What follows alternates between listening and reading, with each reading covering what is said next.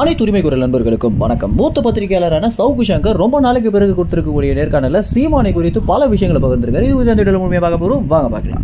ஆரம்ப காலத்துல சீமானுடைய அரசியல் குறித்தும் சீமானுடைய கொள்கைகள் குறித்தும் அதிகமாக விமர்சித்த நபர்கள்ல ஒருவரான சவுக்கு சங்கர் சிறைக்கு சென்று வந்த பின்னர் சீமானுடைய அருமை புரிந்தும் சீமானுடைய அரசியல் கொள்கைகளை பத்தி தெரிஞ்சுக்கிட்டோம். தன்னால முடிஞ்ச இடங்கள்ல சீமானை குறித்து நிறைய நல்ல விஷயங்களை பகிர்ந்துட்டு வந்துட்டு இருக்காரு. குறிப்பா திமுக கட்சியுடைய அராஜக அரசியல் அப்படின்றது முற்றிலுமாக மாற வேண்டும் அப்படின்னும் திமுக அதிமுகக்கு இனி வரும் காலங்களில் இடம் கிடையாது அப்படின்றதுல ரொம்பவே உறுதியாக நின்றுட்டு இருக்காரு சவுக்கு சங்கர். இந்த வகையில தமிழ் தேசிய அரசியல் அப்படின்றது தமிழ்நாட்டுக்கு எந்த அளவுக்கு தேவை அப்படின்றதையும் தாண்டி தமிழ்நாட்டில் இருக்கக்கூடிய மக்களுக்கு தேவையை உணர்ந்து அரசியல் பண்ணக்கூடிய ஒரே அரசியல்வாதியாக சீமானவர்கள் தான் இருப்பாரு அப்படின்றத சவுக்கு சங்கர், சாட்டை துரைமுருகன், ரவீந்திரன் துரைசாமி இது போன்ற நபர்கள்லாம் நிறைய தொலைக்காட்சியுடைய நேர்காணல்களை பார்த்தீங்கன்னா ரொம்ப வெளிப்படையாகவே பகிர்வதன் மூலம் மக்களுக்கு தமிழ் தேசிய அரசியல் குறித்து நிறைய விழிப்புணர்வு உண்டாயிருக்கு அப்படின்னு தான் சொல்லி ஆகணும்.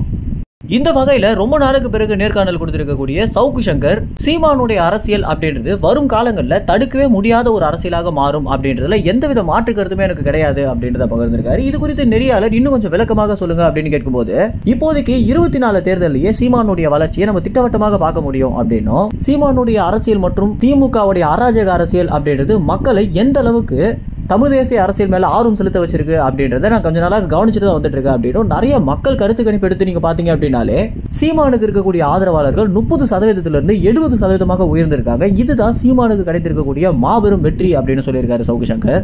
அது மட்டும் இல்லாம இனிமே சீமானை தடுக்கணும் அப்படின்னா சீமானே ஏதாவது தவறு பண்ணி மக்களிடையே தன்னுடைய செல்வாக்கை குறைச்சிக்கிட்டாதான் முடியுமே தவிர வேற எந்த அரசியல்வாதியாலுமே சீமானுடைய வளர்ச்சியை தடுத்து நிறுத்தவே முடியாது அப்படின்றது ரொம்ப உறுதியாக பாத்தீங்கன்னா சவுக்கு சங்கர் சொல்லியிருக்காரு. நான் சொல்றதுல உங்களுக்கு சந்தேகமாக இருந்துச்சு அப்படின்னா 24 மக்களவை தேர்தலையே சீமானுடைய வளர்ச்சியை நீங்க கண்கூட பாப்பீங்க அப்படின்னும், தமிழ்நாட்டுடைய மூன்றாவது பெரிய கட்சியாக சீமான் மாறிய பிறகு சந்திக்க போற ஒரு மாபெரும் தேர்தலாக இது இருக்க போகுது அப்படின்னும், சீமானுடைய வளர்ச்சியை நம்ம எல்லோருமே கண்கூட பார்க்க போறோம் அப்படின்றதே சவுக்கு சங்கர் சொல்லியிருக்காரு. மேலும் சவுக்கு சங்கர் சொல்லியிருப்பதை குறித்து என்ன நினைக்கிறீங்க அப்படின்ற உங்க கருத்துக்களை கமெண்ட்ஸ் தெரிவிங்க. நன்றி, வணக்கம். மேலும் பிகைண்ட் நோட்ஸ் நிறுவனம் சீமானுக்கு தரப்போற கோல்டு மெடல் அவார்டு குறித்து என்ன நினைக்கிறீங்க அப்படின்னு, இந்த மாதிரி சீமானுக்கு கிடைக்கக்கூடிய நிறைய விருதுகளுக்கு முதல் முக்கிய காரணமாக என்ன இருக்கு அப்படின்னு நீங்க நினைக்கிறீங்களோ உங்க கருத்துக்களை கமெண்ட்ஸ் தெரிவிங்க. நன்றி, வணக்கம்.